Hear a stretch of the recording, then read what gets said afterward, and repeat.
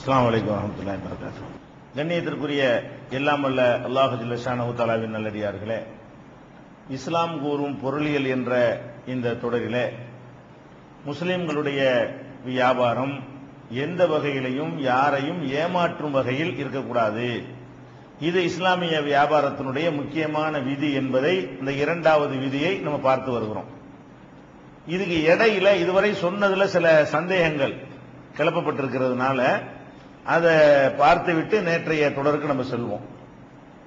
ஒரு மனிதர் தவறான முறையில் பொருளை சம்பாதித்து அவர் நமக்கு அன்பளிப்பாகவோ வேறு வகையிலே தந்தால் அதை பெற்றுக்கொள்வது தவறில்லை என்று சொல்லி நிறைய ஜகாத்து, ஜிஸியா, ரசூல் ஸல்லல்லாஹு அலைஹி வஸல்லம் வாங்கிய அன்பளிப்பு, இது மாதிரி நிறைய ஆதாரங்கள் அடிப்படையில் உங்களுக்கு நம்ம சொன்னோம். இதுல என்ன ஒரு கேள்வி கேட்கிறாங்கன்னா, ஒருத்தங்க தவறான முறையில் அந்த படையல் பண்ணிடுறாங்க. உணவை, ஒரு உணவுப் பொருளை பூஜை செய்வது, படையல் செய்வது, அல்லது இந்த பாத்தியா ஓதி அதுல என்னமோ பரக்கத்து இறங்குவதாக நினைக்கிறது அவுலியாக்கள் பேர்ல. இது மாதிரியான ஒரு அடிப்படையில் பூஜை செய்யப்பட்ட, படையல் செய்யப்பட்ட ஒரு உணவை அவர் பூஜை செய்துவிட்டு நமக்கு தந்தால் அதுவும் கூட வாங்கலாமா அப்படிங்கிற மாதிரி ஒரு கேள்வியை பரவலா கேட்கிறாங்க. இதுல நம்ம ஏற்கனவே நம்ம சொல்லி இருக்கிறோம், ஹராம் ரெண்டு வகை இருக்குன்னு சொல்லி. ஒன்னு அந்த பொருளே ஹராமா இருக்கும், மெட்டீரியலே ஹராமா இருக்கும். இன்னொன்னு மெட்டீரியல் அந்த பொருள் ஹலாலா இருக்கும், அது அந்த சம்பாதித்த விதம் தப்பா இருக்கிறதுனால ஹராமா போயிருக்கும். ரெண்டு ஹராம் இருக்குது. இப்ப பன்றி இறைச்சி இருக்குது, பன்றி இருக்குது, இது பொருளே ஹராம். இதை காசை கொடுத்து வாங்கினாலும் ஹராம், அன்பளிப்பா வந்தாலும் ஹராம், தகப்பனார் பண்ணி வச்சிருந்தாரு வாரிசு முறை நமக்கு வருது, அது ஹராம். அப்ப இந்த பன்றிங்கிறது எந்த வகையிலையும் அந்த ஹலால் ஆவாது. உதாரணத்துக்கு சொல்வதா இருந்தா, அதே நேரத்தில் அரிசி இருக்கிறது ஹலால். இதை திருடிட்டாருன்னு சொன்னா ஹராமாயிரும். பொருள் ஹராம் கிடையாது, திருட்டு முறையில் எனக்கு வந்தால் ஹராம், மோசடி முறையில் எனக்கு வந்தால் ஹராம். அப்ப அந்த ஹராம் என்பது இரண்டு விதங்களில் இருக்கிறது. அப்ப எந்த பொருள் பொருளே ஹராம் என்று மார்க்கத்தில் சொல்லப்பட்டிருக்கிறதோ அந்த பொருளை எத்தனை கை மாறினாலும் ஹராமா தான் இருக்கும். பன்றி அரிசி நான் வாங்கி நான் உங்களுக்கு தந்து நீங்க அவருக்கு கொடுத்து, நீங்க அவருக்கு கொடுத்து 7 கை மாறிடுச்சு, ஹலால் ஆயிருமா? கை மாறுவதால் அது ஹலால் ஆகாது, அந்த பொருளே ஹராமா இருக்கிறதுனால. எது ஹலால் ஆகும்னு கேட்டா, அந்த பொருள் வாழைப்பழம், தேங்காய், சர்க்கரை, இதெல்லாம் பொருளே ஹலாலா இருக்குன்னு வைங்களேன். இந்த மாதிரியான பொருள் ஹலாலா இருந்து அது நமக்கு கிடைத்த விதம் தப்பாக இருந்தால், வட்டி மூலமாக, திருட்டு மூலமாக, வேற ஏதாவது வழியில, தப்பான வழியில நமக்கு கிடைத்திருந்தால், அப்ப அந்த பொருள் நமக்கு வேற வழியில் சேரும் போது ஹலாலா ஹராம் ஆவாது. இப்படி நம்ம பிரிச்சு சொன்னோம். இப்ப இந்த வகையில இந்த மாதிரி பொருள்களுக்கு மார்க்கத்தில் லிஸ்ட் இருக்கிறது. அதை நம்ம அது பின்னாடி நம்ம சொல்லுவோம். இஸ்லாமிய வியாபாரத்தில் என்னென்ன விற்க கூடாது, என்னென்ன அதுக்கு ஒரு பட்டியல் மார்க்கத்தில் இருக்கிறது. அந்த வகையில் சம்பாதிப்பது ஹராம் நம்ம பின்னாடி சொல்ல இருக்கிறோம். ஆனா இந்த பூஜை செய்யற விஷயத்தை கேட்டதுனால அதை இப்ப இடையில சொல்ல வேண்டி இருக்கிறது. திருக்குறான்ல அல்லாஹ் 4 விதமான 4 உணவு அந்த பொருளே ஹராம்னு டிக்ளேர் பண்றான் அல்லாஹ். அது என்ன 4 விஷயம் கேட்டா, தானா செத்து போன பிராணிகள் அது ஹராம். ஒரு ஆடு இருக்கிறது, நம்ம காசு கொடுத்து வாங்கின ஆடு தான், நமக்கு சொந்த ஆடு தான், செத்து போச்சு. இந்த செத்தாடை நம்ம திங்கலாமா? திங்க கூடாது. நானும் திங்க கூடாது. நான் உங்களுக்கு அன்பளிப்பா தந்தா நீங்க திங்கலாமா? நீங்கள் திங்க கூடாது. நீங்க அன்பளிப்பா இன்னொரு ஆளு கொடுத்து அவர் திங்கலாமா? அவர் திங்க கூடாது. ஏன்னா இந்த பொருள் ஹராம். அப்ப இந்த பொருளே ஹராம் ஆகுதுல.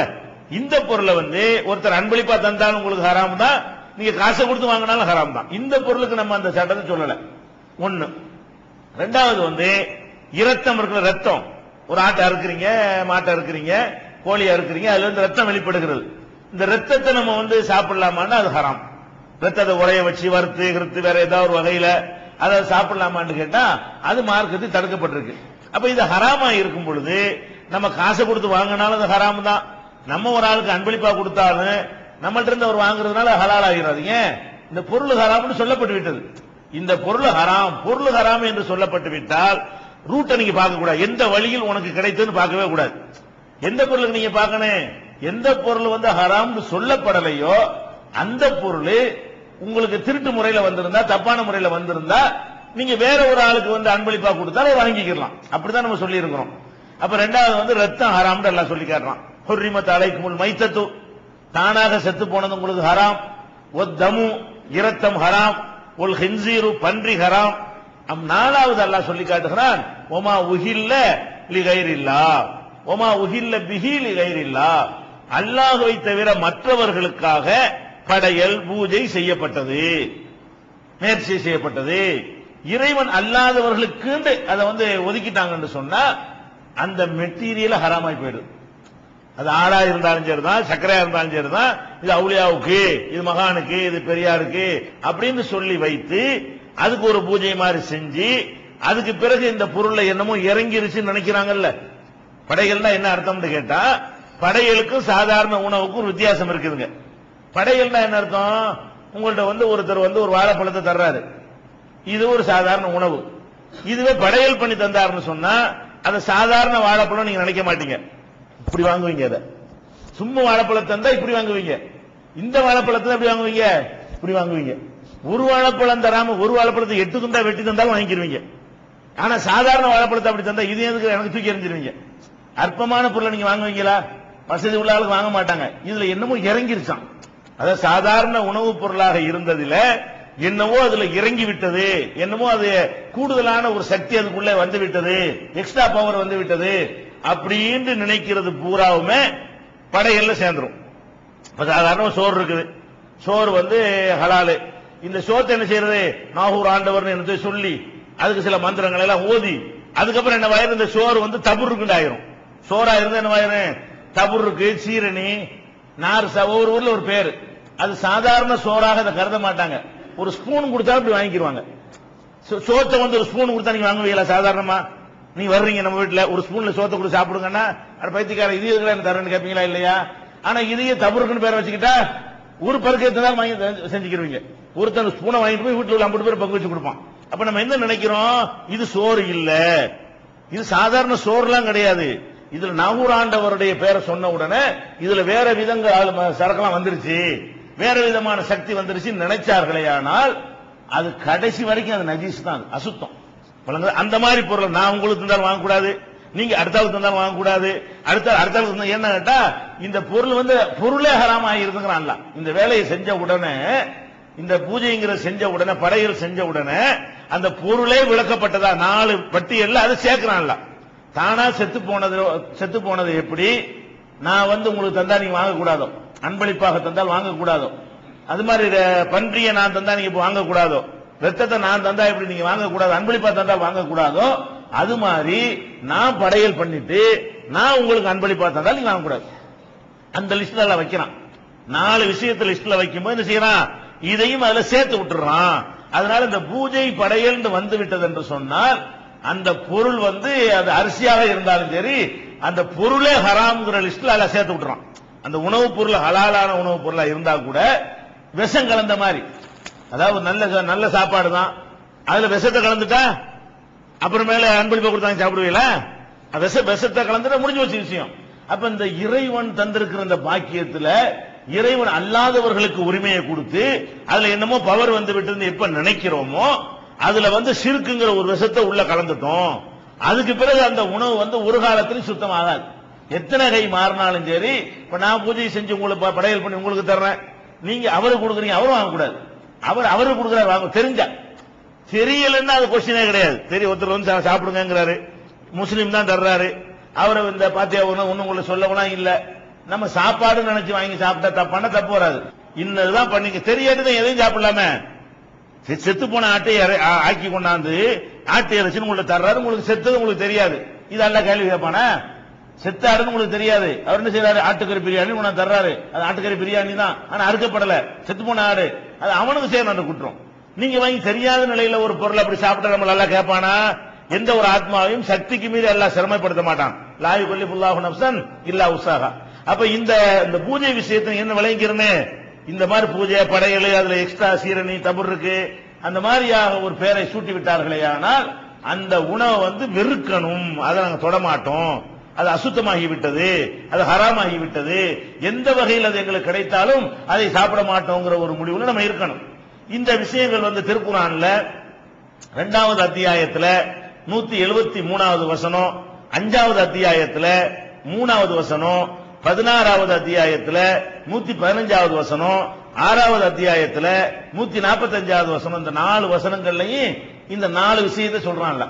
இப்ப சொன்ன இந்த 4 விஷயத்திலையும் 4 வசனத்திலையுமே இந்த 4 ஹராமும் யாவத்துல இருந்துக்கிறங்க, இந்த நாளையும் தொற்றாதீங்கன்னு சொல்லி அல்லாஹ் ஹராம் ஆக்கிட்ட காரணத்தினால இதை அதோட இது சேர்த்துடக்கூடாது. எதோட? அரிசியை திருடிட்டு நமக்கு அன்பளிப்பா தர்றான், அரிசியை வேற மாதிரி சினிமா கொட்டை வச்சு சம்பாரிச்சு அந்த காசுல நமக்கு என்ன செய்யறான், டீ வாங்கி தர்றான், அந்த காசுல ஒரு சட்டை வாங்கி தர்றான், இதை வாங்கிக்கலாமான்னு அது வாங்கிக்கலாம், அதுக்கு இதுக்கு சம்பந்தம் கிடையாது. அந்த கணக்குல இது சேர்த்துடக்கூடாது. எது செய்யக்கூடாது? இந்த படையல் இந்த மாதிரியான விஷயங்கள், தபுருக்கு விஷயங்கள் இருக்கு இல்லையா, இதை பண்ணியோட தான் சேர்க்கணும். அதனாலதான் இந்த விஷயத்தை நம்ம தனியா என்ன செய்யணும், வித்தியாசப்படுத்தி பார்க்கணும். ரெண்டையும் ஒரே மாதிரி நம்ம பார்க்கல, அல்லாஹ் பார்க்கறதுனால. இது ஒரு விஷயம். அடுத்து என்ன செய்யறாங்கன்னு கேட்டா, இன்னொரு ஒரு கேள்வியும் கேட்கறாங்க. என்ன செய்யறாங்கன்னா, ஒரு ஆள்கிட்ட நம்ம என்ன செய்யறோம், இது அமானிதமா வச்சுக்கிறோங்க. அமானிதமா கொடுத்த அந்த பொருள் காணா போச்சு, அல்லது உடைஞ்சு போச்சு, அல்லது செத்து போச்சு. ஆடா இருந்தா செத்து போச்சு, ஒரு பொருளா இருந்தா உடைஞ்சு போச்சு, அல்லது திருட்டு போச்சு.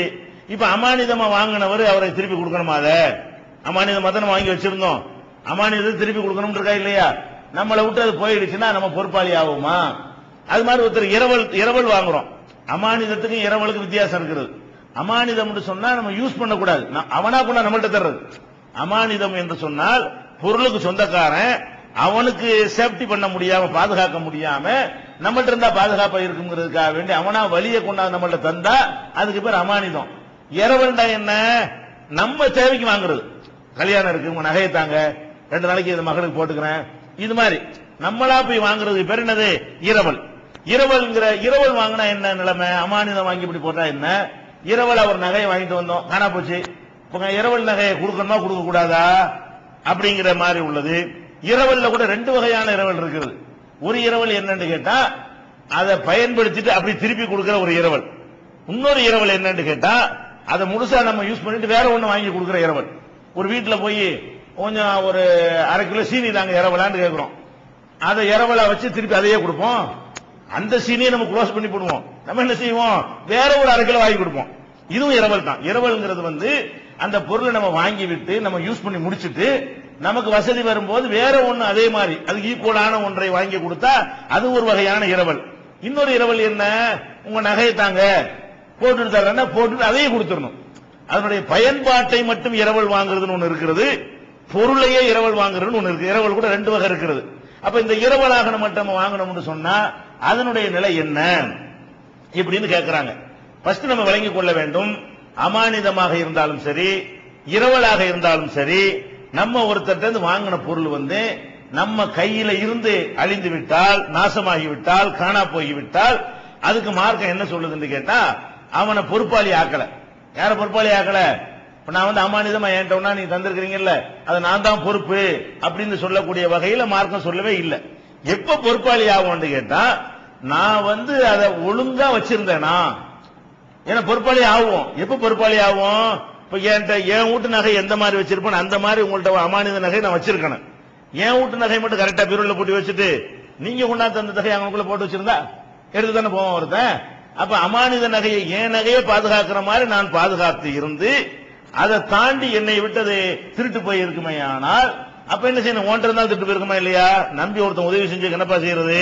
அதை எல்லா வகையிலையும் விசாரித்த பிறகு அது உண்மை திருட்டு தான் போயிடுச்சு என்று சொன்னால் அல்லாஹ் மேல சத்தியத்தை வாங்கிட்டு என்ன செய்யணும்? விசாரிக்க வேண்டியவங்களை விசாரிச்சுட்டு, ஒரு இஸ்லாமிய அரசாங்கமா இருந்தால் நீ விட்டுருப்பா, ஒன்றரை தான் போய் என்ன செஞ்சிருப்ப, உனக்கு உதவி தானே செய்ய வந்தான், அவன் தான் எடுக்கல.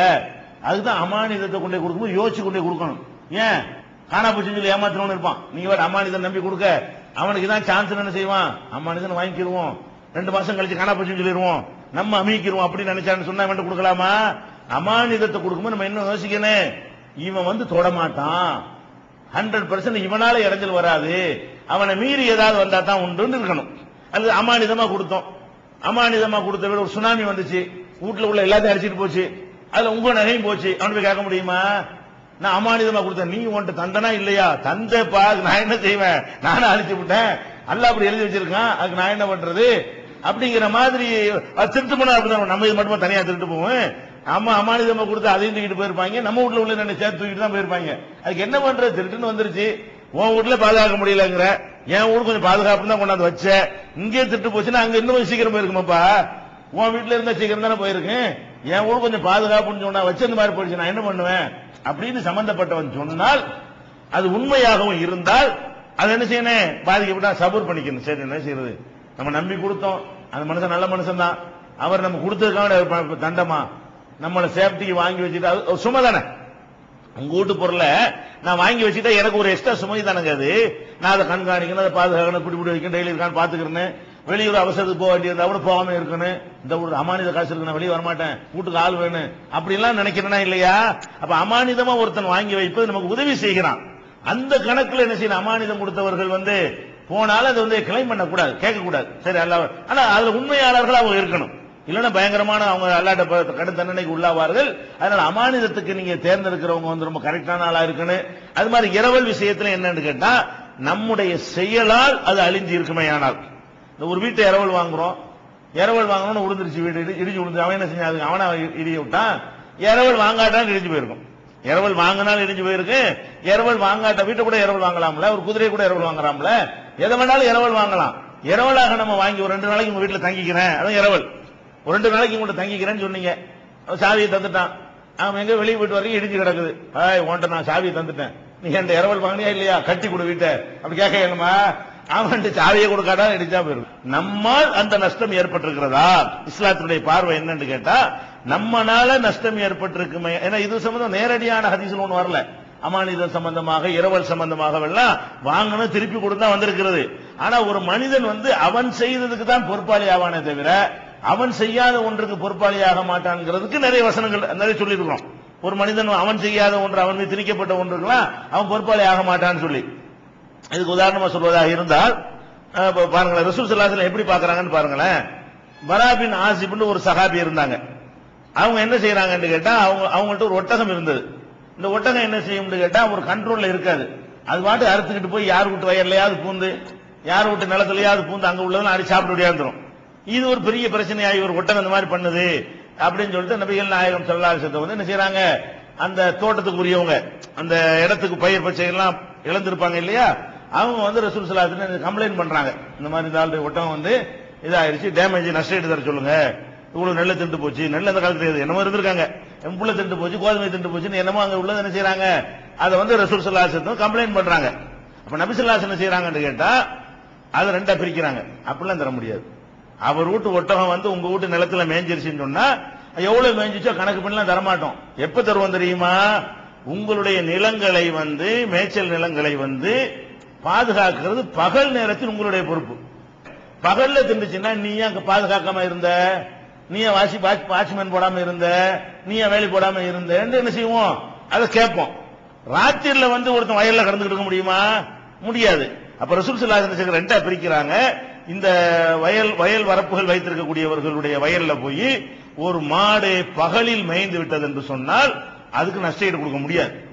மாட்டுக்காரன் என்ன செய்ய முடியாது, நிலத்துக்காரனுக்கு ஒண்ணு கொடுக்க முடியாதுங்க. நீ விரட்டி ஒண்ணு பகல்ல இருந்து வயல்ல நெல் இருந்தா பாதுகாக்கிற ஓம் பொறுப்புடா, நீ பாட்டுக்கு புறம்போக்கு மாதிரி போட்டு பண்ண அப்படி, நீங்க ஒரு ஆளை நிப்பாட்டணும், ஆடு வருதா மாடு வருதான்னு கண்காணிக்கிறது ஓம் பொறுப்பு, அதை நீ செய்யணும். ராத்திரில நீ படுத்து கிடந்தா கூட வேற ஒரு பக்கம் திண்டு போயிடும். அப்ப ராத்திரில அவன் கட்டி போடணும். அவன் கடமை என்ன, வாகனத்தை வச்சுக்கணும், மாடு வச்சுக்கணும், கடமை என்ன, இரவுல கட்டி போட்டு வைக்கணும். அப்ப இரவுல அவன் கட்டி போடாத காரணத்தினாலையும் இரவுல மேய்ஞ்சிட்டா கம்ப்ளைண்ட் கொடு, பகல்ல மேய்ஞ்சா கம்ப்ளைண்ட் கொடுக்காதுன்ட்டாங்க ரசூல் ஸல்லல்லாஹு அலைஹி வஸல்லம். அப்ப என்ன செய்யறாங்கன்னு கேட்டா, அவங்களுடைய பொறுப்பு ஏதாவது அதுல இருக்குதான்னு கவனிக்கிறாங்க. எதுக்கு இதை சொல்றோம், இந்த மாடு போய் அவட்டு வயல்ல மேய்வதற்கு மேய்ஞ்சதுனால மாட்டுக்காரன் கொடுக்கணும்னு தீர்ப்பு நம்ம சொல்லிடுவோம். ரசூல் ஸல்லல்லாஹு அலைஹி வஸல்லம் அவர்கள் என்ன செய்யறாங்கன்னா அதை கூட அப்படி 2ஆ என்ன செய்யறாங்க, அழகா பிரிச்சு பாக்குறாங்க. இது அபூதாவுதுல 3098வது ஹதீஸ்லயும், இப்னு மாஜாவுல 2323 ஹதீஸ்லயும் இருக்கிறது. அப்ப அவர் ஒரு செயலை அவர் வேணும்னு அவர் செய்யறாரா, அதுக்குரிய காரணத்தோட செய்யறாரான்னு பார்த்து தான் ரசூல் ஸல்லல்லாஹு அலைஹி வஸல்லம் அவர்கள் எதுக்கும் தீர்ப்பு வழங்குறாங்க. ஒருத்தர் மருத்துவர் இருக்கிறார், அந்த காலத்துல இந்த காலத்து மருத்துவம் நாட்டு வைத்தியம் பண்ணுவாங்க இல்லையா, ஒரு மருத்துவம் பண்றாரு ஒரு ஆளு, ஆனா அவருக்கு மருத்துவமே தெரியாது. மருத்துவமே தெரியாத ஒரு ஆள் மருத்துவம் பண்ணி அதனால அந்த நோயாளிக்கு ஏதாவது ஏற்பட்டுச்சுன்னு சொன்னா அதுக்கு அந்த மருத்துவர் நஷ்டம் கொடுத்தாவனு. தெரிஞ்சவன் செஞ்சா நஷ்டம் கிடையாதுங்க. டூப்ளிகேட் மருத்துவரா இருக்காரு, மருத்துவமே தெரியாது, கேட்டவன செய்யறாரு, இந்த தலையில தடவுங்க எல்லாம் சரியா போயிடும், ஆள் போயிட்டான் ஒரேடியா. அப்ப ஜன்னி வந்துருச்சு. அப்ப இவையும் அந்த வேலையை செய்யறான். தெரியாத ஒருத்தன் மருத்துவம் செய்யணும், மருத்துவத்துக்கு ஆலோசனை சொல்றவன் அந்த மருத்துவத்தை பற்றி அறிந்தவனாக இருக்கணும். ரசூல் ஸல்லல்லாஹு அலைஹி சொல்றாங்க, மன்த தையப, யார் ஒருத்தன் தப்பப, ஒருத்தன் வந்து மருத்துவம் செய்கிறானோ, வலம் யுலம் மின்ஹு திப்புன், அவனுக்கு இந்த மருத்துவம் செய்யற விதமே தெரியவில்லையோ, ஃபஹுவல் ஆமினுன், அவனால் ஏற்பட்ட நஷ்டத்துக்கு அவன் பொறுப்பாளி, வேணும்னு செஞ்சதுனால. அது எப்படி பிரிக்கிறாங்க? வேணும்னு செஞ்ச மருத்துவனா இருந்தா, பொய் மருத்துவனா இருந்தா நஷ்டஈடு கொடுக்கணும். ஒரிஜினலான மருத்துவம் தான். 10 பேருக்கு மருந்து ஒர்க் அவுட், ஒருத்தன் ஒர்க் அவுட், அவன் என்ன செய்வான்? 10 பேருக்கு ஊசி போட்டா நல்லா போயிட்டான், ஒருத்தனுக்கு அந்த ஊசி ஒத்துக்கிறாம ஒன்னு வாய்ச்சுன்னா அவனுக்கு ஏதோ பிரச்சனையா இருந்திருக்கும். மருத்துவத்தை குறை சொல்ல இயலாது. அப்ப அப்படி ரசூல் ஸல்லல்லாஹு அலைஹி வஸல்லம் அவர்கள் எல்லாத்துலயுமே ஒரு சம்பந்தப்படுத்துறதா இருந்தா அவனுக்கு அதுல சம்பந்தம் இருக்குதான்னு பாக்குறாங்க. சம்பந்தம் இல்லாத எல்லாம் என்ன செய்யறாங்க? அது தள்ளுபடி போட்டிடுறாங்க. இது இப்படி மாஜாவில் 3457 இசுல பாக்குறோம். எப்படி பிரிக்கிறாங்கன்னு பாருங்க. ஒரு ஆள்கிட்ட பாத்திரத்தை கொடுக்குறீங்க, பட்டு கீழே விழுந்து உடைஞ்சு போச்சு, இதுக்கு போய் நஷ்டஈடு கேட்க முடியாது. அவர் கையில் ஒரு பாத்திரத்தை வாங்கி உடைச்சு நஷ்டஈடு கொடுக்கணுமா இல்லையா? ஒரு ஆள்கிட்ட பாத்திரத்தை வாங்குறாரு, வாங்கும்போது கீழே விழுந்து உடைஞ்சு போச்சு, உங்க கையில இருந்து உடைஞ்சு போச்சு, நீ தான் தரணும்னு சொல்ல முடியுமா? தவறி விழுந்து உடஞ்சு அவனா பொறுப்பாளி. தவறி விழுந்ததுக்கு என்ன செய்யணும்? பொருளுக்கு சொந்தக்காரன் சப்போர்ட் பண்ணிக்கணும். சரி, நம்ம கையில தான் கூட வந்திருக்கலாம், நம்ம நேரம் செஞ்சான், ஒன்று போன தவறி விழுந்து போச்சு, அப்படி எடுத்துக்கிறேன்னு. இப்ப ஆயிஷா நாய் என்ன பண்றாங்கன்னு கேட்டா, சபியா அவங்க, ஆயிஷா நாய் சபியாவும் ரசூலுல்லாஹ்வுடைய மனைவி. சபியா அவங்க வந்து நல்ல கைப்பக்குவமா எதையுமே தயார் பண்ணுவாங்க. அவங்களுடைய உணவு என்ன செய்ய நல்ல சிறப்பான முறையில அவங்க நல்ல உணவு செய்வாங்க. ஆயிஷா நாயகி சொல்றாங்க, சபியா அவர்கள் வந்து ரசூல் ஸல்லல்லாஹு அலைஹி வஸல்லம் வீட்டில் இருக்கும் பொழுது சபியா அவர்கள் ஒரு உணவை தயாரிச்சு செஞ்சாங்க, வீட்டுக்கு அனுப்பி வச்சாங்க. எனக்கு தாங்க இல்லை, நம்ம வீட்டில் இருக்கும்போது இந்த மாதிரி வந்து உணவு வருது, சபியாவுடையது நல்லா ருசியா இருக்குமே அப்படின்ன உடனே என்ன செய்யுது, இந்த பொம்பளை இங்க அனுப்பி விடுது என் வீட்டில் இருக்கும்போது சொல்லி கோவப்பட்டு அப்படி சொல்றாங்க ஆயிஷா நாயகி. என்னை கட்டுப்படுத்த முடியாம அந்த உணவு கொடுத்துடுவாங்கல்ல, அதை வாங்கி போட்டு உடைச்சு விட்டாங்க. கோபத்தில் நினைச்சிட்டாங்க, என் வீட்டுக்கு நீ எப்படி கொடுத்து விடலாம்? அவங்களும் ஒரு மனைவி தான், கணவர் தான் கொடுத்து விடுறாங்க. இருந்தாலும் அவங்க கோபத்தில் நினைச்சிடறாங்க, அதை வாங்கி போட்டு உடைச்சிடுறாங்க பாத்திரத்தை. பாத்திரம் உடைச்சோன்னு ஆஹா பெரிய தப்புல பண்ணிட்டோம் ஆயிஷா நாயகி நினைக்கிறாங்க. உடைச்சிட்ட தப்பு தவறா இருந்தா எடுத்துட்டு போய் சொல்லிருக்கலாம், வேற மாதிரி அதை டீல் பண்ணிருக்கலாம் அவங்க நினைக்கிறாங்க. அப்ப ரசூல் ஸல்லல்லாஹு அலைஹி வஸல்லம் வந்து கேட்கறாங்க, இதுக்கு என்ன செய்ய, நான் என்ன பரிகாரம் செய்ய அப்படின்னு கேட்கறாங்க. அப்ப ரசூல் ஸல்லல்லாஹு அலைஹி வஸல்லம் சொல்றாங்க, இனாவுன் க இனாயின் வ தஆமுன் க தஆமின், அதுல என்ன உணவு வந்து அதே மாதிரி உணவை நீ கொடுத்துறணும். என்ன பாத்திரம் அதே மாதிரி பாத்திரத்தை கொடுத்துரு, என்ன பாத்திரத்தை உடைச்சியோ அதே மாதிரி பாத்திரத்தை நீ வாங்கி கொடுத்தாவணும், சபியாவுக்கு கொடுக்கணும். அதுல என்ன உணவு வந்து அதே மாதிரி உணவு நீ கொடுத்தாவணும், அதான் அதுக்கு பரிகாரம். இந்த வேணும்னு செய்யறதுக்கு தான் சொல்றாங்க. இந்த வேணும்னு நம்ம செஞ்சா அமானியத்தை ஒருத்தன் தர்றான், தந்துட்டு என்ன செய்யறான், வேணும்ன்றதை நாசமாக்குறோம். அப்ப நம்ம தான் நஷ்டவாடி, நம்ம தான் அந்த நஷ்டஈடு கொடுத்தாகணும். வேணும்ன்றதை காணாக்குறோம், வேணும்னு என்ன செய்யறோம், இன்னொரு இடத்துல ஒண்ணே வைக்கிறோம். இப்படி நம்மளா அந்த பொருளுடைய அழிவுக்கு காரணமாக இருந்தால் நாம அதுக்கு நஷ்டவாளி ஆகணும்.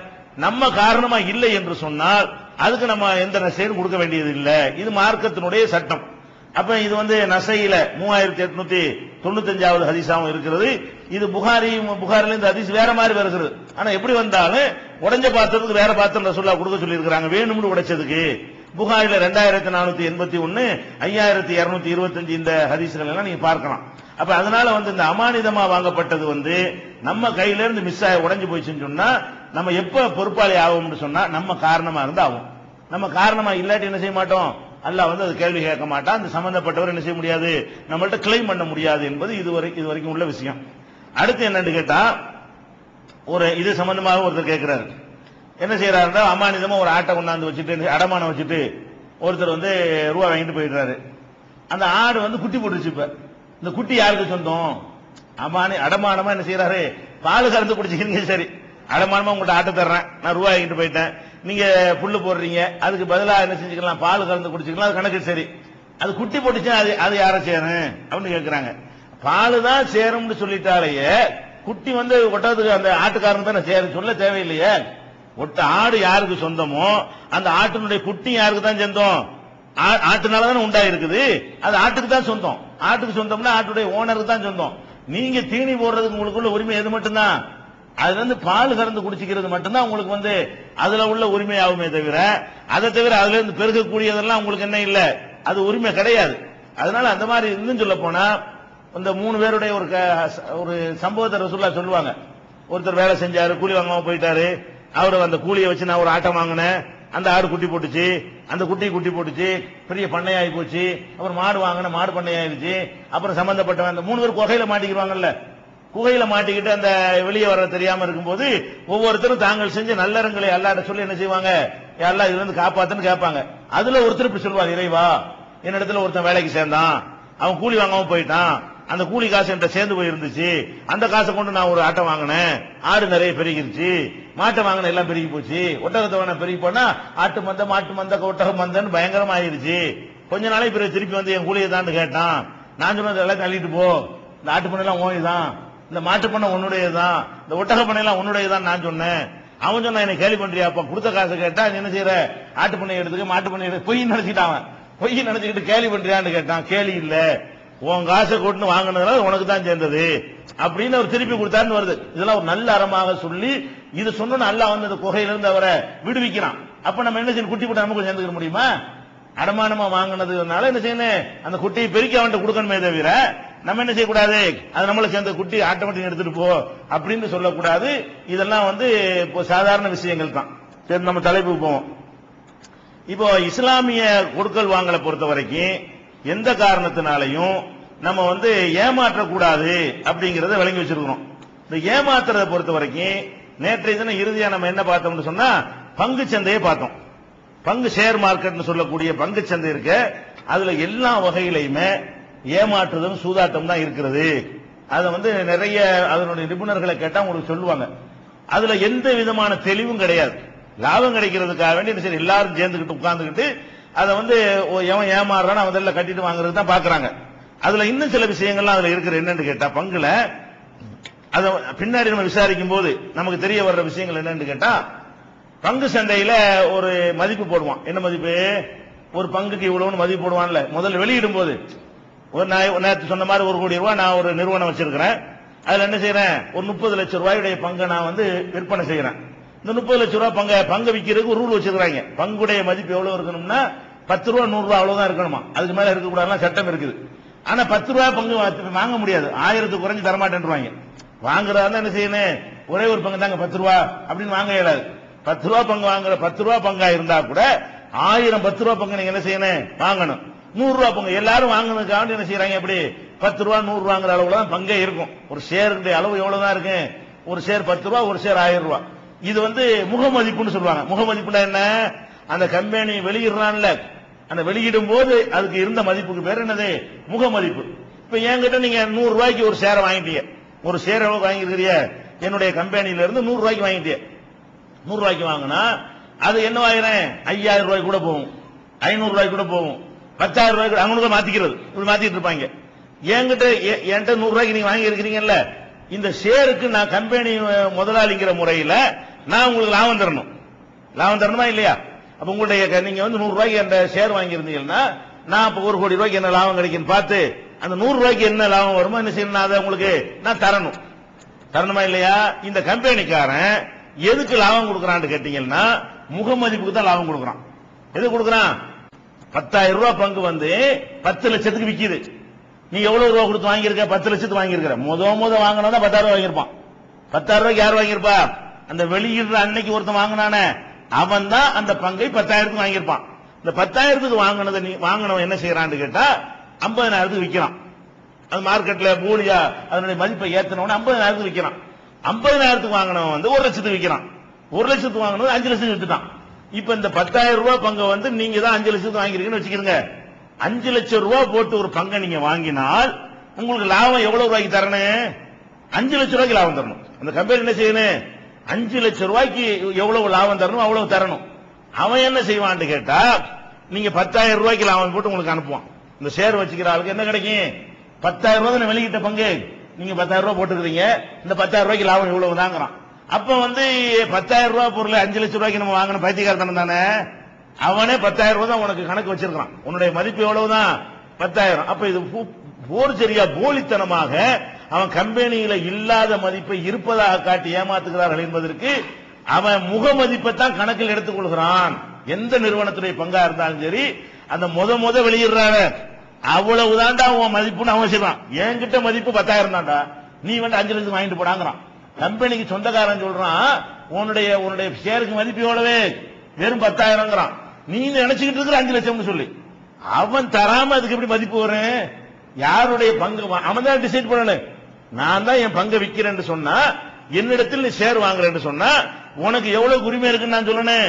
5 லட்சம் கொடுத்து நீ வாங்கினால் 5 லட்சத்துக்கு என் கம்பெனில உரிமை இருக்குன்னு நான் சொல்லணும். நீ 10 லட்சத்துக்கு அதை வாங்கினால் என் கம்பெனில 10 லட்சத்துக்கு உனக்கு உரிமை இருக்குன்னு சொன்னா அது நேர்மை. இவன் வந்து செய்யறான் 10,000 ரூபாய் பங்கு 5 லட்சத்துக்கு மார்க்கெட்ல விற்க விடுறான். 5 லட்சத்துக்கு வாங்கணும் கூப்பிட்டு சொல்றான். 5 லட்சம்லாம் கிடையாது, 10,000த்துக்கு உனக்கு என்னமோ அது தர வேணாம். அப்ப ஓனர் சொல்றதான் டிசைட் பண்ணனே. நான் தான் அந்த கம்பெனியுடைய ஓனர்னு சொன்னா உன்னுடைய பங்குடைய மதிப்பை டிசைட் நான் தானே பண்ணனேன். நானே 10,000 ரூபாய்க்கு மேல இல்லங்கிற, நீ எதுக்கு 5 லட்சம் ரூபாய் வாங்குற? அப்ப 10,000 போட 4,90,000 என்ன? அது சூது, அது மோசடி, போர்ஜரி, பொய். அது வெறும் 10,000 தான் உனக்கு மதிப்பு நான் கம்பெனிக்காரன் சொல்லிட்டு இருக்கான். அப்ப இதுல நம்ம இது ஒரு ஃப்ராடுன்னு நம்ம விளைவிக்கிறோம். இது ஒரு வகை.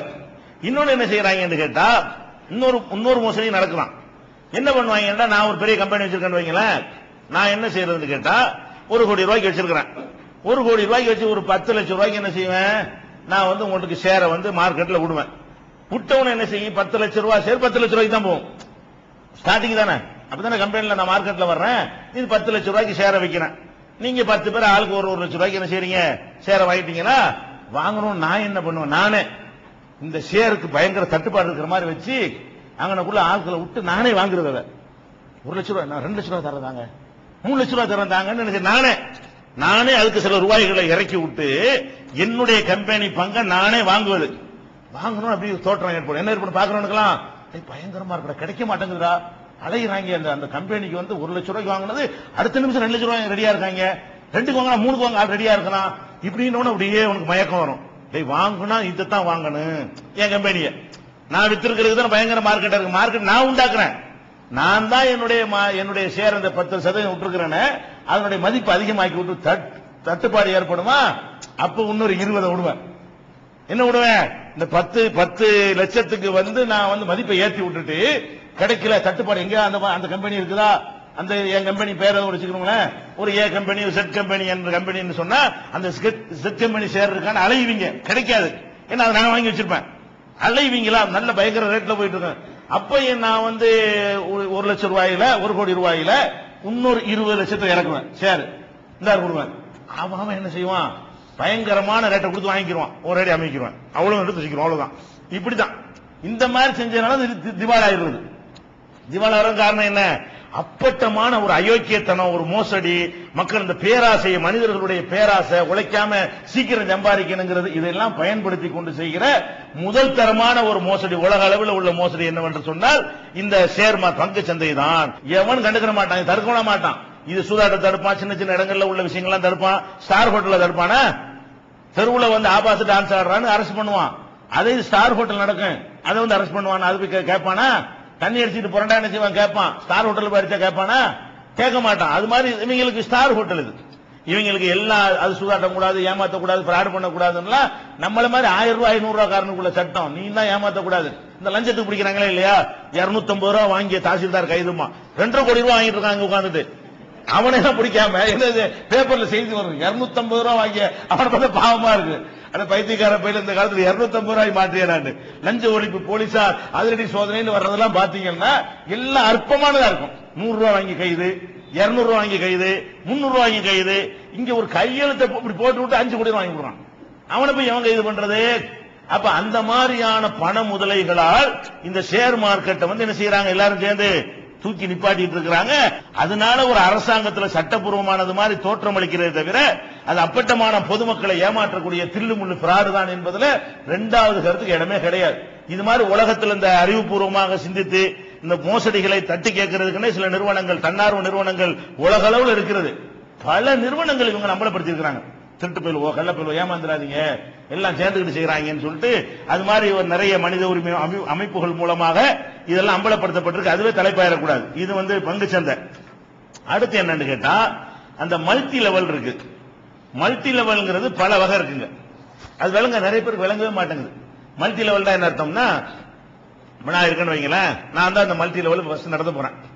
எப்படி நடத்துவேன்னு கேட்டா, 3 விதங்கள்ல இந்த மல்டி லெவல் இருக்குது. ஒரு லெவல் என்னன்னு கேட்டா, நீங்க வந்து என்கிட்ட வந்து ஒரு 50,000 ரூபாய் கொடுத்துருங்க, 50,000 ரூபாய் கட்டி சேரணும். 50,000 ரூபாய் கட்டி சேர்ந்தீங்கன்னா ஒரு 20,000 ரூபாய்க்கு உடனே உங்களுக்கு ஒரு சாமான் தருவேன். ஏதோ ஒண்ணு, ஒரு தங்க காசு கூட ஆரம்பிச்சாங்கல்ல, தங்க காசு தருவேன், 32,000 ரூபாய் கட்டினி என்று சொன்னா 6 கிராம் தங்க காசு தருவேன்டாங்க. 6 கிராம் தங்க காசு எவ்வளவு ரூபா? 6,000 ரூபாய் வரும். இவன் கட்டணும் 32,000 ரூபாய். அந்த தங்க காசுக்கு அது பில்டப் கொடுப்பாங்க. எப்படி கொடுப்பாங்க? இந்த தங்க காசு நாங்க பதிவு பண்ணி வச்சிருக்கிறோம், இந்த டிசைன் எங்கேயும் கிடைக்காது, இந்த 6 கிராம் நீ 6 கிராம் நகைன்னு நீ பார்க்காத, இந்த டிசைனுக்காக ஆன்லைன்ல ஏலம் விட்டேன்னு சொன்னா இதை 1 கோடி ரூபாய்க்கு வாங்கிடுவாங்க. அப்படியான இந்த டிசைன் ராஜாக்களுடைய முத்திரை குத்தப்பட்டு இதை நாங்க என்ன செஞ்சிருக்கிறோம், அந்த பேட்டன்ட் உரிமை வாங்கி வச்சிருக்கிறோம். யாரும் இது மாதிரி தயாரிக்க இயலாது. நீ இந்த அரிய பொருட்களுக்கு விலை இருக்கும்ல, அந்த கலை பொக்கிஷங்களுக்கு விலை இருக்கும்லங்க, இதை ஒரு 10,000 வருஷத்துக்கு முந்தின ஒரு மைக்கா இருந்தா அது ரேட் விலை தானே. இந்த மைக்கு 1000 ரூபாய்க்கு போகும்னா இது ஒரு 10,000 வருஷத்துக்கு முந்தின சில ரெக்கார்டு இருந்துச்சுன்னு வைங்க, 2 கோடிக்கு வாங்கிட்டு போயிருவாங்க. பழைய பொருள்களுக்கு அந்த கலை பொருள்களுக்கு என்ன இருக்கு மதிப்பு கூட. அந்த மாதிரி என்ன செய்வாங்கன்னு கேட்டா, என்கிட்ட நீங்க 50,000 ரூபாய் கட்டுங்க, கட்டினவுன உங்களுக்கு நான் ஒரு 10 கிராமுக்கு தங்க நகை தருவேன், தங்க காசு ஒண்ணு தருவேன் நான் சொல்லிடுவேன். அப்ப நீங்க 50,000 ரூபாய்க்கு உங்களுக்கு எவ்வளவு கிடைக்குது? இப்ப 10,000 தான் கிடைக்கும். 40,000 ரூபாய் என்கிட்ட ரூபாய் இருக்குது. அப்ப நீங்க 50,000 ரூபாய் கொடுத்து எவனாச்சும் 10,000 ரூபாய் வாங்குவானா? வாங்க மாட்டான். அதுக்கு நான் அடுத்து உங்களுக்கு இன்னொன்னு சொல்லுவேன், நீ கொடுத்துட்டீல, இப்ப நீ உன்னைய மாதிரி நீ இந்த ஏமாந்த மாதிரி நீ இன்னொரு 2 பேரை பிடிச்சு கொடு. எப்படி சொல்லுவாங்க? இன்னொரு 2 பேரை பிடிச்சு கொடுக்கணும். அந்த 2 பேரு இன்னொரு 2 பேரை பிடிச்சு கொடுக்கணும். அந்த 2 பேரு இன்னொரு 2 பேரை பிடிச்சு கொடுக்கணும். இப்படி 6 பேர் எங்கள்கிட்ட வந்து விட்டால் உன் மூலமா நான் உங்கள்கிட்ட சொல்லுவேன், 50,000 வாங்கி போட்டு அப்போதைக்கு கூல் பண்றதுக்கு ஒரு 10,000 ரூபாய்க்கு ஒரு சாமானை தந்துட்டு நான் என்ன பண்ணுவேன், 40,000 ரூபாய் போச்சுன்னு நினைக்காத, நீ 50,000 தந்திருக்கிற, 10,000 ரூபாய்க்கு சாமான் வாங்கி போட்ட, 40,000 ரூபாய் உங்க ஆசை கூட இருக்கு நினைக்கிற, இருந்துட்டு போகுது. ஆனால் நீ ஒரு 2 பேரை பிடிச்சு விட்டவன அவன் 50,000 ரூபாய் தந்துருவான், 1 லட்சம் ஆச்சு. அவன் 2 பேரும் 1 லட்சம் ஆச்சு. அவன் இன்னொரு 2 லட்சம் ரூபாய் தருவான், அது 2 லட்சம் ஆச்சு. அப்ப 6 பேருக்கு என்ன ஆச்சு? 3 லட்சம் ரூபாய் ஆச்சா? 50,000 ஆமா, 50,000 இருந்தா 3 லட்சம் ரூபாய் ஆச்சு. அப்ப 50,000 ரூபாய் நீ கொடுத்த, நீ 3 லட்சம் ரூபாய்க்கு 3 ஏமாளி 6 ஏமாளிகளை பிடிச்சு கொடுத்தேன்னு சொன்னா உனக்கு 1 லட்சம் ரூபாய் போனஸ் தருவோம். எப்படி கதை? அப்ப நம்ம என்ன நினைக்கிறோம், 40,000 ரூபாய்க்கு 1 லட்சம், என்ன லாபம், எந்த தொழில் எப்படி இருக்கு, இந்த மாதிரி % கிடைக்குமா? அது எங்கேயும் கிடைக்காதுங்க.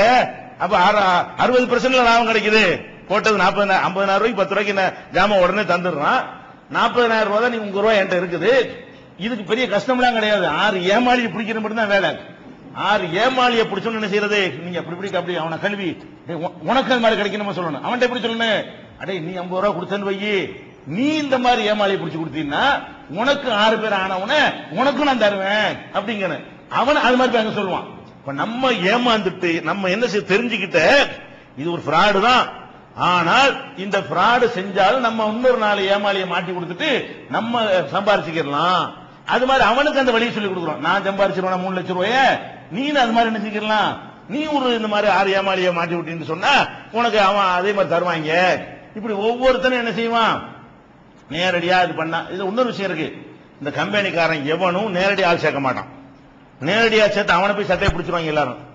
எப்படி சேர்ப்பான், இவரு தான் அடுத்த நேர போனா அதெல்லாம் கிடையாது, அனுப்பி விட்டுருவாங்க. யாரும் சேரவும் முடியாது கம்பெனில. கம்ப்ளைண்ட் எல்லாம் கொடுத்துடக்கூடாது, அது சேஃப்டிக்காக வேண்டி. அவன் கம்ப்ளைண்ட் கொடுக்க கூடாதுக்காக வேண்டி என்ன பண்ணுவாங்கன்னு கேட்டா, உங்களை 2 பேர் பிடிப்பானே அவன் உங்களை மாதிரி ஏமாந்தவன தான் இருப்பான். கம்பெனிக்காரன் வரமாட்டான், முதலாளி வரமாட்டான். நீங்க போய் 2 பேரை பிடிச்சா நீங்க கொடுத்து ஏமாந்தாலும் 2 பேரை பிடிக்கும் போயிடும். அவனை கேட்க கடைசி எங்கன்னு கண்டுபிடிக்கிறதுக்குள்ள ஹயாத்து போயிடும்.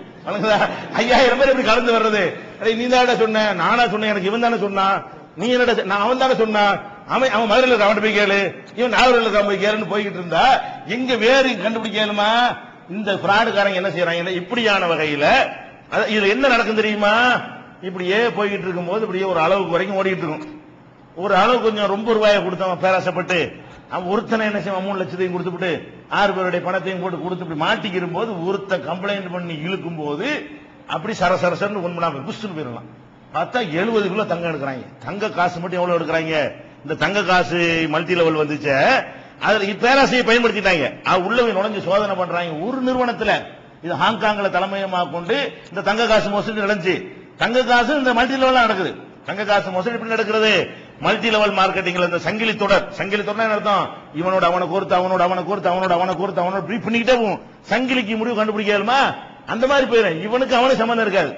இந்த எண்டில் உள்ள சங்கிலிக்கு அந்த கடைசியில் உள்ள சங்கிலிக்கு ஏதாவது தொடர்பு இருக்குமா, நேர வரவே இயலாது. எப்படி வரணும், அவன்கிட்ட வந்து அதான் சங்கிலிங்கிறது. சங்கிலி தொடர்ந்து வர்றது காரணம் வழங்குதா எப்படி? இது ஒரு வகை. அதாவது மக்களுடைய பணத்தை கொள்ளடிக்கிறதுக்காக வேண்டிய அற்பமான பொருள்களை ஆசை காட்டி உங்களுக்கு கண்டிப்பா தருவான். என்ன தருவான்? 1 லட்சம் ரூபாய்க்கு தந்துருவான், 2 லட்சம் கூட தருவான். உங்களுக்கு 40,000 ரூபாய்க்கு 2 லட்சம் தந்தா அவன் 3 லட்சத்துல லாபம் சம்பாரிச்சு தர்றான். 6 பேரை சேர்த்து விட்டீங்கன்னா எவ்வளவு கிடைக்கும்? அவனுக்கு 3 லட்சம் ரூபாய் கிடைக்குது இல்லங்க. நீங்க 6 பேர் சேர்ந்தவன உங்களுக்கு 2 லட்சம் ரூபாய்க்கு தருவான். நீங்க லாபம் நினைக்கிறீங்க. எப்படி லாபம் ஆகும்? என்ன பொருளை நீ வித்த லாபத்துக்கு வியாபாரம் என்ன வியாபாரம் இல்ல நடந்துச்சு? இதுல வியாபாரம் என்ன நடந்துச்சு நான் கேட்கிறேன். எந்த பொருள் விற்கப்பட்ட பொருள் எது? இதுல ஒரு பொருள் விற்கப்படல. என்னத்தை நீ வாங்கின? ஒண்ணு வாங்கப்படவே இல்லை. இது கிஃப்ட். முதல்ல தந்த 10 கிராம் தங்கம் என்னது? உனக்கு நான் தந்த அன்பளிப்பு. ஆரம்பத்தில் வலை பேசுறதுக்காக போடக்கூடிய ஒரு தீனி. அதுக்கப்புறம் 3 லட்சம் ரூபாய் 2 லட்சம் ரூபாய் உனக்கு நான் தூக்கி தர்றேன். இந்த கம்பெனி நடத்தக்கூடிய நான் உனக்கு தர்றேன். இது எதுக்காக உனக்கு தந்தேன்? ஒண்ணு வியாபாரமே நடக்கலங்க. எதுக்கு தந்தேன்? உன்னைய மாதிரி ஏமாற ஒரு 6 பேரை ஏமாளி ஆக்கி தந்த பிராடுக்கு கமிஷன். இது பேரு ஹலாலா? இது ஒரு முஸ்லீம் செய்யலாமா? அப்ப இது மாதிரி நம்ம ஏமாறுவது இஸ்லாத்துல பாவம்ல. நம்ம ஏமாறவும் கூடாது, நம்ம ஏமாத்தவும் கூடாது. இப்படி டோட்டலாகவே பிராடு பண்ணக்கூடிய வகையில இது ஒன்னு நடந்துகிட்டு இருக்கு. இது ஒரு மல்டி லெவல். இந்த மாதிரி இது லட்சக்கணக்கில் போயிருந்த பாட்டுக்கு. லட்சக்கணக்கு எவ்வளவு அவனுக்கு குவியும் யோசிச்சு பாருங்க. ஒவ்வொரு 6 பேருக்கு 1 லட்சம் ரூபாய் தூக்குனாப்புல அவனுக்கு கிடைச்சா 2 ரூபா உனக்கு தந்துருன்னு வைங்க. 1 ரூபா அவனுக்கு லட்டு மாதிரி கிடைக்குது. ஒரு 6 பேருக்கு 1 லட்சம் ரூபான்னு சொன்னா ஒரு வருஷத்துல 10,000 பேர் சேர்ந்தான்னு வைங்க, அவனுக்கு என்ன கிடைக்கும்? என்ன கிடைக்கும்? ஆனா இதுல என்ன வியாபாரம் நடக்குன்னு பார்த்தா ஒரு வியாபாரம் நடக்கவே இல்லை. சும்மா ரூபாயை கொடுத்துட்டு அவன் நம்ம என்ன செய்வான்? கொடுத்தோன்னு உங்களுக்கு நிர்பந்தம் ஆயிடுது. இந்த 40 ரூபாய் கொடுத்து விட்டோம், எப்படியாவது மீட்டு ஆகணும். அந்த 4 பேரை சேர்த்து விட்டு நம்ம நினைச்சிருவோம், மேற்கொண்டு மீட்டிக்கிறோம். அந்த ஒரு வெறிதான். அந்த நம்ம ரூபா போச்சா இல்லையா? ஆசைப்பட்டு கட்டி விட்டோமா இல்லையா? 10,000 ரூபாய்க்கு தந்திருக்காங்க. 40 ரூபாய் போயிடக்கூடாத. 40 ரூபாய் போகாம இருக்கிறதுக்கு நீங்க என்ன செஞ்சு ஆவனு? 6 பேரை பிடிச்சா தான் போகாம இருக்கு. ஒரு வேளை நீங்க 6 பேர் பிடிக்கல, என் ரூபாயை திருப்பி தரான்னு கேட்டா இல்லன்னு ஃபார்ம்ல இருக்கு. எப்படி இருக்கு? நீங்கள் 6 பேரை பிடிக்கவில்லை என்று சொன்னால் நீங்கள் கட்டிய பணத்தை திருப்பி கேட்க இயலாதுன்னு வச்சுதான் உங்கள்ட்ட கையெழுத்து வாங்குவான். இப்ப என்ன வாங்கினேன்? நீங்க கஷ்டப்பட்டியே எல்லாம் சுதாரிச்சுக்கிட்டான், 6 ஏமாளி மாட்டல, இப்ப ரூபா போயிடும். அதுக்காக நீங்க என்ன பண்ணுவீங்க? வேலை வெட்டி எல்லாம் விட்டுப்புட்டு நண்பனை மாட்டி விடுவீங்க, கூட பிறந்தவனை மாட்டி விடுவீங்க, உங்களை தப்பிச்சுக்கிறதுக்காக வேண்டி. எவனாவது ஏப்ப சாப்ப இருந்தானா அவனை என்ன செய்யறது? அவனை கொண்டு ஐஸ் வச்சு அவன் உங்கள்கிட்ட ஏமாத்தின விட கூடுதலாக சொல்லி, இது ஒரு வகையான மல்டி லெவலுங்க. ஆனா இதுல என்ன வியாபாரம் ஒன்றும் நடக்காது. இது ஒரு வகை. இன்னொன்னு என்னன்னு கேட்டா வியாபாரம் நடக்கும். இன்னொன்னு என்ன செய்யும்? வியாபாரம் நடக்கும், அவ்வளவு துப்பாக்கூரா இருக்கும். வியாபாரம் என்ன அர்த்தம்? உதாரணமா என்ன செய்வாங்கன்னு கேட்டா, நான் நான் தான் கம்பெனி நடத்துறேன்னு வைங்களேன். நான் உங்கள்ட்ட சொல்றது, ஒரு பொருள் வந்திருக்கிறது, அரிய பொருள், இந்த மாதிரி ஒரு பொருள் கிடைக்காது, மூலிகை படுக்கை. சும்மா ஏதாவது டெக்னிக்கா சொல்றது, இது மூலிகை படுக்கை. என்னடா மூலிகை படுக்கை? இதுல படுத்தோம்னு சொன்னா உடம்புல இருக்கிற எந்த கேன்சர் உட்பட எடுத்துரும். இது ரொம்ப ஆராய்ச்சிக்கு பிறகு இதை கண்டுபிடிச்சிருக்காங்க. இந்த டேஸ் கம்பெனி இதை கண்டுபிடிச்சிருக்குது. இந்த கம்பெனி ஒரு கம்பெனி பேரை சொல்லுவாங்க. அதுக்கு நல்ல பவர் பாயிண்ட் எல்லாம் போட்டு ப்ராஜெக்ட்ல போட்டு காட்டுவாங்க. பவர் பாயிண்ட்ல கொண்டாந்து லேப்டாப் கொண்டாந்து வச்சுக்கிட்டு இங்க பாருங்க அடிச்சு காட்டுவாங்களா, அந்த கட்டணம் அப்படி இப்படி பெரிய அதெல்லாம் காட்டுவாங்க. சில பேட்டி கொடுக்கறது, இதுல நான் சேர்ந்த பிறகு நான் அப்படி ஆகிவிட்டேன், எனக்கு ரொம்ப நோஞ்சானா இருந்தேன் அப்படின்னு பேட்டில அதெல்லாம் வர்றதில்ல. இந்த மூலிகை படுக்கை என்ன செய்ய அவன் சொல்லுவான், இந்த கம்பெனி 500வது இடத்தில் இருந்தது 3 வருஷத்துக்கு முன்னாடி, இன்னைக்கு உலக கம்பெனில 5வது இடத்துல இருக்குமா. சும்மா அப்படி கம்பெனி இருக்காது. என்ன செய்வான்? 5வது இடமா? 5வது கம்பெனி உலகத்தில் இருக்கிற எல்லா நிறுவனங்கள்லையும் இது 5வது இடத்துல இருக்குவான். இது 4வது இடத்துல இருக்கு, ஃபர்ஸ்ட் இடத்துக்கு நாங்க ட்ரை பண்ணிட்டு இருக்கிறோம், எங்க கம்பெனி தான் உலகத்துல சிறந்த கம்பெனின்னு சொல்லி இதுக்கு அந்த சில லெட்டர் பேட் எல்லாம் வச்சிருப்பாங்க. எல்லாம் பவர் பாயிண்ட்ல காட்டுறதானே. அந்த மெடிக்கல் இன்ஸ்டியூட்ல சர்டிபிகேட் கொடுத்துட்டாங்க. இந்த மாதிரி ஒரு படுக்கை இதுவரைக்கும் கண்டுபிடிக்கப்பட்டது இல்ல, இந்த மாதிரி ஒரு மூலிகை படுக்கை இதுவரைக்கும் எந்த விஞ்ஞானியும் தயாரிச்சது இல்ல, இதுல என்னென்னலாம் அடங்கி இருக்குன்னு சொல்லிட்டு அது மாதிரி சில எல்லாம் காட்டுவாங்க, பவர் பாயிண்ட் எல்லாம் காட்டுவாங்க. அது ஒரு நீங்கள் லேப் டெஸ்ட்ல கொடுத்தா ஒண்ணுமே இருக்காது அதுல. அந்த மாதிரி என்ன செய்வான்? அது வயிற்று வலி போயிடும், தலைவலி போயிடும், மெலிஞ்சிருக்கிற ஆள் குண்டாயிரலாம், குண்டா இருக்காது மெலிஞ்சு போயிடலாம், கேன்சர் போயிடும், ஆண்மை இல்லாத ஆள் புள்ள இல்லாத புள்ள உண்டாக்கணும். இந்த மாதிரி இதுல எல்லாம் இதுல அடங்கி இருக்குன்றாங்க. அப்ப இந்த மாதிரி ஒரு பொருள்னு சொல்லி அதுக்கு பயங்கரமா பில்டப் கொடுத்து வாங்கணும் ஆர்வம் வந்துடும். இந்த மாதிரி இல்லாதவனா இருப்பானா? பிள்ளைலாம் 4 பேர் கண்டிப்பா இருப்பான்.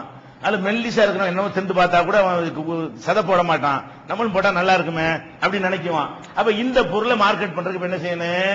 நான் போய் கடையில வச்சுக்கிட்டு மார்க்கெட் பண்ணா வாங்கிட்டு போய் ரிசல்ட் செட் இல்லாட்டி பின்னி எடுத்துட்டு போயிருவாங்க. இந்த சாமான ஒரு கடை பிடிச்சி அதுக்கு பகடி எல்லாம் கொடுத்து இது அடுக்கி வச்ச மூலிகை படுக்க வியாபாரம் பண்ணு வைங்க. அப்ப யார்கிட்ட வாங்கணும்னு தெரிஞ்சு போயிருமா இல்ல விடுவானவன். அதுக்காக நான் என்ன பண்ணேன், மாட்டிக்கிறவும் கூடாது, எவன் வைக்கிறான்னு தெரியக்கூடாது. நான் என்ன செய்வேன், இந்த மாதிரி ஒரு ஸ்டார் ஹோட்டல்ல மீட்டிங் போடுவாங்க, இந்த மூலிகை படுக்க சம்பந்தமான மீட்டிங் இருக்கிறது, நீங்க எல்லாம் வாங்கன்னு சொல்லி ஆட்களை கூட்டிட்டு போயிருவாங்க. இந்த மாதிரி பயங்கரமான கூட்டமா இருக்குமா, அதுலதான் இந்த பவர் பாயிண்ட் எல்லாம் போட்டு காட்டுறது. இதெல்லாம் போட்டு காட்டி என்ன செய்வோம், இதுல நீங்க இந்த படுக்கையை நீங்கள் மக்கள்கிட்ட மார்க்கெட் பண்ணுவதன் மூலமாக, உங்களுக்கு ஒன்று வாங்குவதன் மூலமாக நீங்களும் நல்ல நிலை அடைகிறீர்கள். இதை மக்கள்கிட்ட மார்க்கெட் பண்ணுவதன் மூலமாக உங்களுக்கு என்ன செய்யும், ஒரு படுக்கை விற்பனையாகும் பொழுதும் நீங்க விற்கிறதுக்கு இல்ல, நீங்க ஒருத்தனை நீங்க அதுக்கு எப்படி அதை சங்கிலி ஆக்குவான்னு கேட்டா, நீங்க ஒரு 25,000 ரூபாய் இதுக்கு விலை, எதுக்கு படுக்கைக்கு 25,000 ரூபாய் கொடுத்து கொண்டு வாங்கிக்கிற வேண்டியது. வாங்கின பிறகு நீங்கள் உங்களை மாதிரி ஒரு 3 பேரை, 2 ஏதோ நம்பர் 5 பேரை சேர்த்து விட்டீங்க என்று சொன்னா ஒரு படுக்கைக்கு 5,000 உங்களுக்கு கமிஷன் கிடைக்கும். நீங்க 5 பேரை சேர்த்து விட்டீங்கன்னு சொன்னா கொடுத்துருவோம், உங்களுக்கு 25 ரூபாய் வந்துடும். 25 ரூபாய் வந்துருது, படுக்கை ஃப்ரீயா போயிடுது. அந்த 5 பேரும் அவன் ஒரு 5 பேரை 25 பேரை சேர்த்து விட்டான்னு சொன்னா எவ்வளவு ஆச்சு, இப்ப எவ்வளவு ஆச்சு, 1.5 லட்சம் ரூபாய் ஆச்சு. 25,000 ரூபாய் கிடைக்கிறதுக்கு பதிலா என்ன வாங்குறேன், 5 பேரும் ஒவ்வொருத்தர் 5 பேர் சேர்ப்பான, நீங்க சேர்த்து விட்ட 5 பேரு ஒவ்வொருத்தனும் மெனக்கட்டு ஆளுக்கு 5 பேரை கொண்டாந்து விடுவான். அப்ப 25 பேரை சேர்த்துறாங்க. 25 × 25 எவ்வளவு ஆச்சு, உங்களுக்கு மட்டும் கிடைக்கிற 1.5 லட்சம் ரூபாய். நீங்க அது மாதிரி 5 பேர், நீங்க 5 பேர் சேர்த்து விட்டதுக்கு 25 ரூபாய் கிடைச்சிடும். நீங்க சேர்த்து விட்ட 5 பேர் ஒரு 25 பேரை சேர்ப்பான, அந்த கணக்கு வந்தா உங்களை மாசம் மாசம் கூப்பிட்டு இருந்தாங்க 1.5 லட்சம் ரூபாய் செக்கு தருவோம். இதை அவர் விவரமா சொல்லுவாங்க. நான் ரொம்ப கஷ்டத்தில் இருந்தேன், பவர் பாயிண்ட்ல இந்த கம்பெனியில நான் சேர்ந்த பிறகு இன்றைக்கு மாதத்திற்கு 5 லட்சம் ரூபாய் சம்பாதிக்கிறேன். ஏன் சம்பாதிக்க முடியாது, சம்பாதிக்கலாம். இது சரியாக தான் கேள்வி.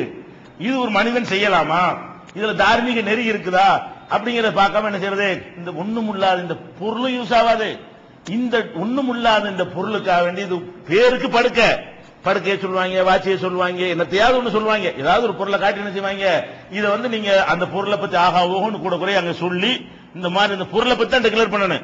அவனு 25 ரூபாய் கட்ட விட்டு அவனுக்கு ஒரு படுக்கை போய் சேர்ந்துடும். இந்த படுக்கையுடைய ரேட் என்ன இருக்கு, சாதாரண படுக்கை ரேட்டை விட கம்மியா தான் இருக்கும். ஒரு 500 ரூபாய் ஆகும். அதுக்கு அதனுடைய மொத்த தயாரிப்புல என்ன ஆகும், ஒரு 500 ரூபாய் ஆகும். அதுல மூலிகை அதுன்னு என்னமோ எக்ஸ்ட்ரா பிட்டிங் எல்லாம் பண்ணி என்ன 24,000 ரூபாய் ஒரு படுக்கையில சம்பாதிக்கிறான். 5,000 ரூபாய் போயிட்டு போகுதா ஒரு பொருளுக்கு. அதுல குணமே இருக்காது, படுக்கையா யூஸ் ஆகும்ல, படுத்துக்கலாம், ஒரு மெத்த மாதிரி படுத்துக்கலாம். சரி, அதுக்கு ஒரு 5,000 ரூபாய் வச்சுக்க, 20,000 ரூபாய் அவனுக்கு என்ன செய்ய, லட்டு மாதிரி அந்த கம்பெனிக்காரனு கிடைக்குது. அந்த 20,000 தான் உனக்கு 5,000 ரூபாய் தர்றான். இந்த 20,000 ரூபாய் 5,000 ஒண்ணும் இல்லாத ஒரு பொருளை ஒரு பெரிய பில்டப் கொடுத்து என்ன செய்யறான், இது மாதிரி பண்றாங்க. இது ஒரு வகையான மல்டி லெவல் மார்க்கெட்டிங். இது இதுல எந்த நேர்மையாவது இருக்குதா, இஸ்லாம் சொல்லக்கூடிய வகையில ஏமாத்தக்கூடாது, பிராட் பண்ணக்கூடாதுன்னு சொல்றேன். அவ்வளவு இதுல இருக்குதா இல்லையா, இதுல என்ன இதுல வியாபார நேர்மை இருக்குது, ஒண்ணுமே கிடையாது.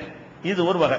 சில மீது உள்ளதை நாளைக்கு பார்ப்போம். மல்டி லெவல்ல நிறைய இருக்குது, எல்லா வகையும் நீங்க தெரிஞ்சுக்கணும். ஹலாலான மல்டி லெவல்லாம் ஏமாத்திட்டாங்க சில பேர். மல்டி லெவல்ல ஹலால இருக்க முடியாது, அதுல பிராடு. அது நல்ல ஹலாலான சாராயம்னு சொன்னா எப்படி இருக்கும், அது மாதிரி தான் அது. அதனால இது வகையில எல்லாமே பிராடு தான். அதுல என்னென்ன மாதிரிலாம் பிராடு நடக்குது நாளைக்கு